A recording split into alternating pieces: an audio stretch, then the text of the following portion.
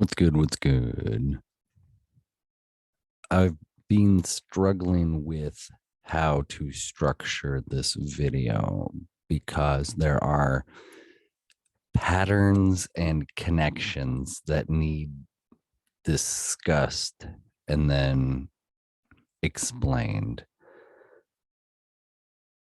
So I think I'm going to start with the censorship component. And one of the reasons I'm screaming about censorship, besides the obvious authoritarianism concerns, is a selfish reason. And that reason is that I love information and knowledge. And I have found that lectures, podcasts, interviews, conversations is one of my most favorite ways to consume knowledge and information. And censorship is compromising that. So I get very worked up because one of my favorite things in the world is being jeopardized by authoritarian governments, but it doesn't stop there. My livelihood has now been taken away from me. A lot of freedoms have been either taken from me or I've never lived to know. And it is highly, highly unfortunate that there is this movement to paint the straight white male as the epitome of privilege, because I think there are nefarious motives behind this narrative construction. So when I say it's unfortunate, it's unfortunate because the reason they are doing this is to demonize straight white men. And so when I say they, I am talking about the ruling class, the elites, the rich and powerful who have been pulling the strings for literally centuries and millennia. Power structures, paths to power, imperialism, colonization. These things are not new to the white man. We didn't invent this shit. The white man has just been the most recent aggressors in that sense. And so the effort to demonize all of straight white men is intentional because straight white men are the largest single demographic that would resist communism, essentially. Like I'm not even going to beat around the bush anymore. I'm tired of it. Like it is a legitimate concern that I have. We are seeing a statist takeover, a fascist, statist, communist, whatever. It's so convoluted and gray. But ultimately, the government and the ruling class are collaborating and coordinating to continue to control the population. And by painting straight white men as the devil, they are effectively creating their largest enemy. They're creating a negative aura, a negative stigma, so that the rest of the world and the rest of the population will also rally against them. So what the ruling class has done has essentially neutered. The pun wasn't intentional, but I'm going to take it. The ruling class has neutered generations of men We talk about toxic masculinity, but the reality is that toxic masculinity is actually the manifestation of unactualized or unintegrated masculinity. Masculinity is not inherently bad. Femininity is not inherently bad. Part of this effort to eradicate the genders and to eradicate the idea of the genders is a part of the effort to remove the beauty of existence. Self-actualization requires you to address your own personal masculine and feminine traits, characteristics, and components and integrate them into your being. We're not taught about self-actualization or integration in school because the world is not built around you being a sovereign and divine individual that you are. You have been brainwashed into this matrix. And I know I said this video was going to jump around, but bear with me. Patterns and connections. So the pattern of divide and conquer, dividing the population so they're easier to rule, is one that you can see being utilized throughout history. Sun Tzu in The Art of War discusses this. So a non-white person from hundreds of years ago. I'm not being crazy when I talk about this. Look at the biblical history and the history of ancient Egypt, and look at just warfare in general. Divide and conquer is common. Okay, so patterns and connections. Yesterday, I was very blessed to have a wonderful conversation with a trans individual that reiterated a lot of what I just said, which kind of inspired me to make this video. It had been in the works, but this conversation told me, yes, I'm on the right track. This was a trans individual of color whose family actually immigrated here legally from a communist country because of what was going on. And now their family is looking for a new place to move to because they are concerned about what they are seeing in America. This trans individual was very brave and bold, and not because they shared the fact that they were trans with me, but because they shared the fact that they are afraid of their own community with me, because they believe that the silent majority, the loud, silent, or the silent majority of the community doesn't agree with the loud minority of the community. The useful idiots that I have talked about in previous videos. These useful idiots are being used to fuel the divide and conquer. They are props, and it is very unfortunate. It is very unfortunate because we're not having the conversations collectively we should be having to advance and evolve our social norms. I have so much love in my heart, and it really frustrates me when I'm compared to white nationalists, or when I'm compared to alt-right people, or when I'm called a shit human, or when I'm called a bigot, or when I'm called sexist. But these are intentional attacks to remove credibility from me and people like me. We are at war, a spiritual war.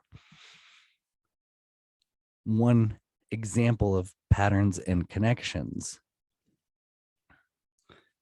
The tactic, one of the tactics that the left uses, and I'll give an example. Cody from the Brothers Blue had made a video, but I think he removed it. But essentially it was criticizing, it was a reaction video criticizing another YouTuber named Christian Watson, with whom I have had an interview. And he ultimately just criticized Christian and then ended the video saying, he sounds a lot like Ben Shapiro. And to me, that's just lazy when your entire criticism crescendos with a comparison of a commentator that through proxy you're trying to associate with bad people and bad ideas and nefarious intentions, which is not at all the case, but that's the tactic. It is you associate with someone, you associate someone with a mischaracterization of another person. Uh, Ben Shapiro. Can I just talk about Ben Shapiro for a minute? So, first of all, I think Christian Watson's a gay black man. I think he made a video. I'm not assuming that, but I think I saw a video of him saying, coming out as he's a libertarian, a gay black libertarian. And Cody compared him to Ben Shapiro, a short white Jew. And speaking of Ben Shapiro, this is a joke. So slander and libel laws don't apply here, I think. But I have this suspicion that Ben Shapiro and Mike Pence are actually a closet conservative gay couple. Like they're so in love. And I just wish they would come out of the closet. But ultimately, Ben Shapiro may be Jewish on the outside, but he's got Mike Pence on the inside.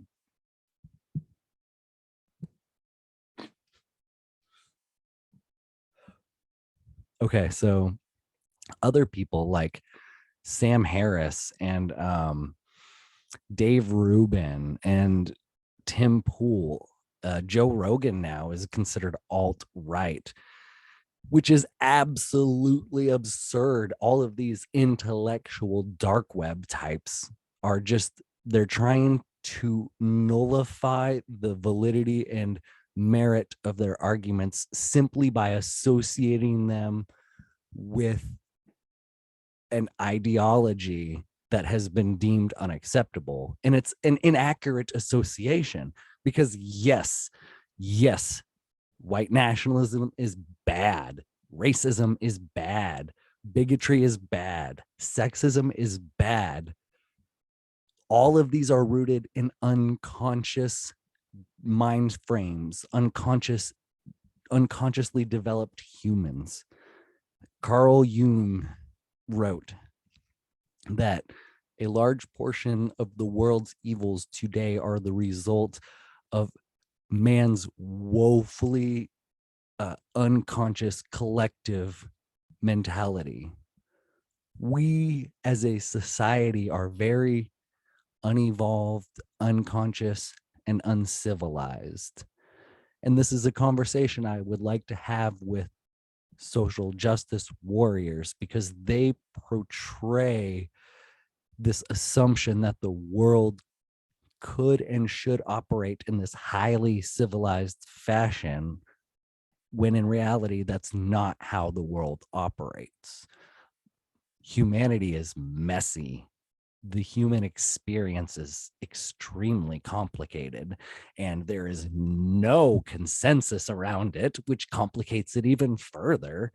So, like the idea of religion, we can have Christians and atheists. How do we coexist? I don't know. There's that bumper sticker of people that say coexist, but then they also have a fuck Trump bumper sticker. So it's like, are we coexisting? We're not. Thank you for listening. At this point, I'm just rambling, but I just wanted to kind of go through some patterns and connections that I'm seeing. And I'm seeing the pattern of authoritarianism, and I'm seeing the connection of useful idiots being used as tools and props by the ruling class and elites. I have so much love for my heart for everyone, and that includes the trans community. But because I have love in my heart, I want to have these hard conversations that I feel like are being censored. And the people, like, censorship is not good. Even if the information being censored ultimately turns out to be wrong or misinformation, it needs to be heard because the people who believe it need to see why and how it is wrong instead of just telling them that it's wrong, that is only going to further their convictions. That is why censorship is wrong. In the Tao Te Ching, I don't remember which chapter, I apologize, but one of the expressions that stood out to me was, if you want something to shrink, you must first allow it to expand. So if you think someone has the wrong idea, you must first allow them to talk it out, to get that idea out. You must allow them to explore that within themselves as completely as possible and provide them the necessary information to create a bigger picture. So through that expansion process of exploring with them why they believe what they believe, they might ultimately change how they believe, and then that whole belief disappears, or it shrinks, or it transmutes, it changes into a more conscious and open and loving belief. That is how we combat hate speech. That is how we combat misinformation. That is how we combat division, through communication, honesty, transparency, authenticity, and communication.